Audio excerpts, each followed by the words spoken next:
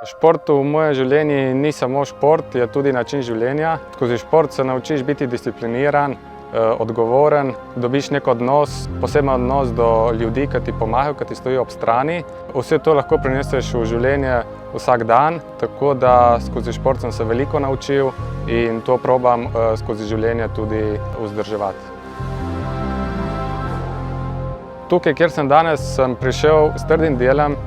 Garal sem iz dneva v dan, se predajal maksimalno treningam, poslušal nasvete trenerja, ostalih ljudi, ki so k temu rezultatu pripomogli. Sam sem tudi določene stvari presojal, kaj meni paše, kaj ne paše. Vemo, da vsak športnik je drugačen.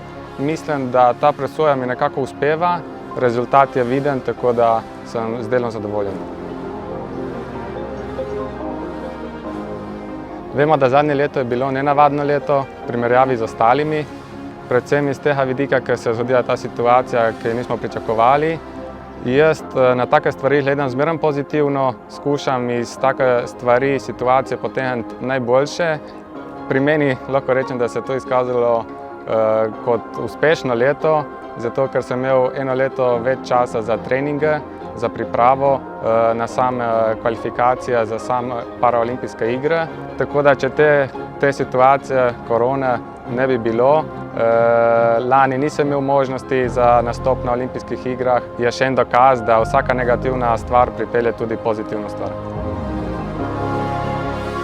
Nedolgo nazaj, to je bilo maja meseca na prvi dirki v Belgiji, ko sem prišel v cilj kot drugi. Takrat sem, lahko povem celo zgodbo, takrat sem bil na vezi z mamo po telefoni in me vprašala, kakšen je bil rezultat. Glih, da sem odgovoril, da sem bil drugi, s solzami v očeh, potem nisem upal več govoriti, sem rekel, da pokličem kasneje. Tako da tega rezultata sem bil neizmerno vesel, ja, in upam, da bo čim prej še kakšna taka priložnost za tako veselje.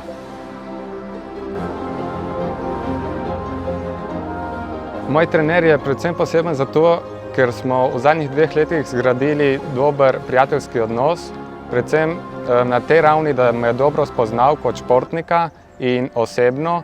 Vemo, da gre z mano na vsako tekmo, na vsake priprave, zimske priprave, poletne priprave, tako da preživiva dosti časa skupaj. Sva oba mlada, on je še mlajši od mene, tako da se ujameva zelo dobro. Gradiva odnos kot trener in športnik, kot prijatelj in prijatelj. Tako da upam, da se bo to prijateljstvo še nadaljevalo in da bojo rezultati še boljši. Mladim športnikom svetujem, da v športu najprej uživajo, da to delajo z zadovoljstvom in zraven sledi tudi trdo delo in rezultat bo prišel, ko bo čas za to.